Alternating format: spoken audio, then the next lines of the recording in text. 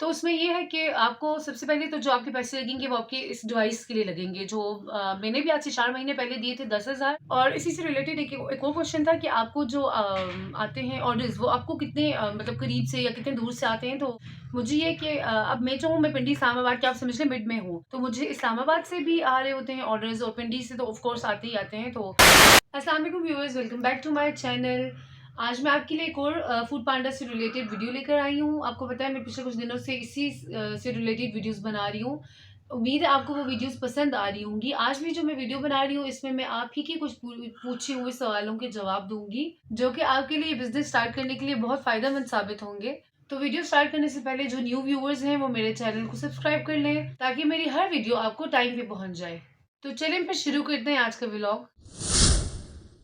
तो सबसे पहला जो क्वेश्चन था वो इन्वेस्टमेंट से रिलेटेड था। काफ़ी सारे लोग पूछ रहे थे कि ये काम शुरू करने के लिए कितनी इन्वेस्टमेंट आपको चाहिए होगी। तो उसमें ये है कि आपको सबसे पहले तो जो आपके पैसे लगेंगे वो आपके इस डिवाइस के लिए लगेंगे जो मैंने भी आज से 4 महीने पहले दिए थे 10,000। लेकिन रिसेंटली मेरी एक फ्रेंड ने भी जॉइन किया है फूड पांडा। तो उनसे उनने 14,000 लिए। हो सकता है प्राइसेस बढ़ गई हों।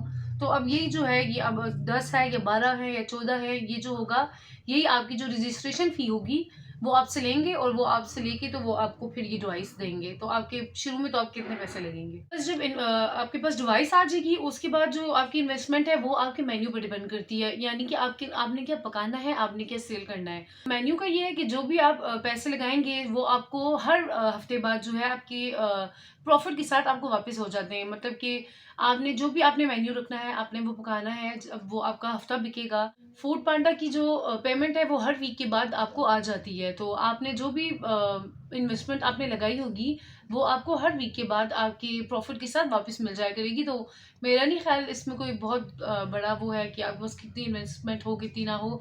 आपके पास जो भी आप उससे शुरू करें और जैसे जैसे आपको प्रॉफिट आता जाएगा तो आप वैसे वैसे अपने काम को उतना एक्सटेंड भी कर सकते हैं और ज़्यादा वैराइटीज़ भी अपने मेन्यू में डाल सकते हैं। तो अगर मैं आपको एक सिंपल वर्ड्स में बताऊँ या आसान तरीके में बताऊँ तो ये है कि अगर 30 से 40,000 आपके पास हैं, तो आप ये काम बहुत आराम से, बहुत आसानी से शुरू कर सकते हैं। जिसमें जो है वो आपकी रजिस्ट्रेशन भी हो जाएगी, आपका जो 1 हफ्ते का मेन्यू है वो भी हो जाएगा और फिर 1 हफ्ते बाद आपका जो प्रॉफिट होगा, आपकी जो इनकम होगी वो आपको दोनों वापस मिल जाएगी। तो ऐसे ही आपको हर हफ्ते आहिस्ता-आहिस्ता पता चलता रहेगा कि आपके कितने लग रहे हैं, कितने आ रहे हैं। फिर आप उसके मुताबिक अपने मेन्यू पे और भी ज़्यादा अच्छा वर्क कर सकते हैं। जितनी ज़्यादा आप वैरायटी लाते जाएँगे अपने मेन्यू में, इतनी ज़्यादा आपके ऑर्डर्स बढ़ने के चांस होंगे और जितने ज़्यादा आपके ऑर्डर्स बढ़ेंगे, उतनी ज़्यादा आपको प्रॉफिट होगा। तो ये कहीं न कहीं आप पे डिपेंड करता है कि आप मेन्यू कितना एक्सटेंड कर सकते हैं या मेन्यू को कितने अच्छे से लेके चल सकते हैं। तो उम्मीद है कि आपके इन्वेस्टमेंट से मुतालिक जो आपके कंसर्न हैं क्लियर हो गए होंगे। तो चलें फिर चलते हैं अपने अगले क्वेश्चन की तरफ। दूसरा जो कंसर्न है लोगों का बहुत ज़्यादा वो ये है कि ऑर्डर्स कम क्यों होते हैं? ऑर्डर्स कम इसलिए होते हैं वो आपके मेन्यू पे डिपेंड करता है। अब अगर आपका मेन्यू शॉर्ट सा होगा तो ज़ाहिर-सी बात है कुछ लिमिटेड ही आपके पास ऑर्डर्स होंगे। आप जितना मेन्यू को एक्सटेंड करेंगे उतने ज़्यादा आपके फिर ऑर्डर्स के बढ़ने के चांसेस होंगे। लेकिन मेन्यू एक्सटेंड करेंगे तो फिर आपको उतनी मेहनत भी करनी पड़ेगी। तो ये सब आप तक होता है, आपने ऑर्डर्स को ज़्यादा रखना है, थोड़ा रखना है या चीज़ों को बहुत एक्सटेंड करना है या लिमिटेड रखना है। तो इट्स अप टू यू। और सेकेंडली ये कि आप आइटम्स वो रखें जिनको बनाने में आपकी कॉस्ट जो है वो कम आए, जिसमें आपकी कॉस्ट कम लगे और आपको प्रॉफिट ज़्यादा हो। जैसे कि आप कोई दाल अगर बना लेते हैं, अगर आप अच्छी दाल बनाते हैं तो आप उसमें आपकी कॉस्ट कम लगेगी और जो वो सेल होगी वो ज़्यादा सेल होगी। तो ये अब आप पे है, आपने सोचना है कि आपको क्या रखना चाहिए, कैसा मेन्यू होना चाहिए। अब जैसे कि आप पुलाव बनाओ, तो मेरा नहीं ख्याल कि पुलाव कोई अच्छा आपका है सोचना, क्योंकि पुलाव बनता ही बहुत महँगा है। फिर आप उसको इतनी बड़ी ज़्यादा रेट लगा के आप उसको सेल करेंगे, तो उसकी सेल होने की चांसेस भी बहुत कम होंगे।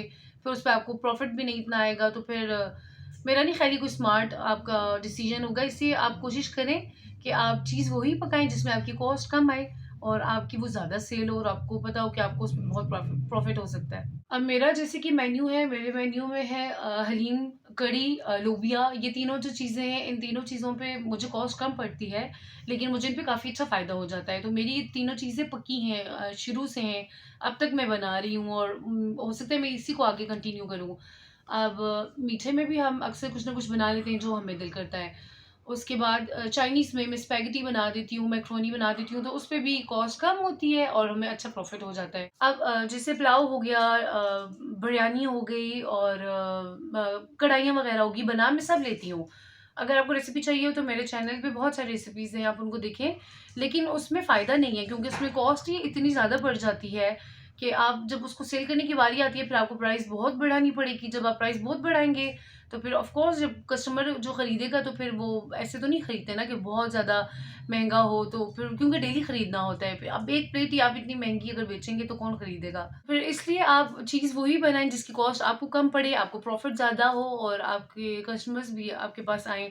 शुरू शुरू में आपके जो वॉइस वो होगा आपका, आप वाइज़ली जिस चीज़ को वो करेंगे, आपके कस्टमर्स बन जाएँगे, तो वो कस्टमर्स हमेशा आपके साथ रहेंगे। आप भी ऐसे ही वाइज़ली देखें और सोचें क्या हो सकता है आपका मेन्यू, जो आपको अच्छा बनाना आता है आप वो बनाएँ और देखें, फिर इंशाल्लाह अल्लाह आपकी हेल्प करेंगे।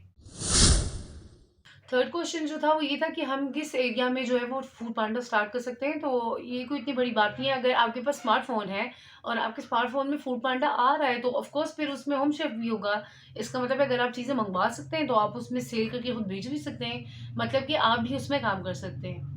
और इसी से रिलेटेड एक और क्वेश्चन था कि आपको जो आते हैं ऑर्डर्स, वो आपको कितने मतलब करीब से या कितने दूर से आते हैं? तो मुझे ये कि अब मैं जो हूँ, मैं पिंडी इस्लामाबाद के, आप समझ लें मिड में हूँ। तो मुझे इस्लामाबाद से भी आ रहे होते हैं ऑर्डर्स और पिंडी से तो ऑफ़ कोर्स आते ही आते हैं। तो आपको अपने घर जहाँ आप रहते हैं, आपकी मौजूदा जगह, वहाँ के आगे-पीछे 5 टू 6 किलोमीटर्स के आस-पास से आपको ऑर्डर्स आ सकते हैं। तो ठीक है व्यूअर्स, इस व्लॉग को यहीं पे एंड करते हैं। उम्मीद है आपको बहुत सारे अपने क्वेश्चंस के आंसर मिल गए होंगे या आपके लिए फ़ायदेमंद होंगे।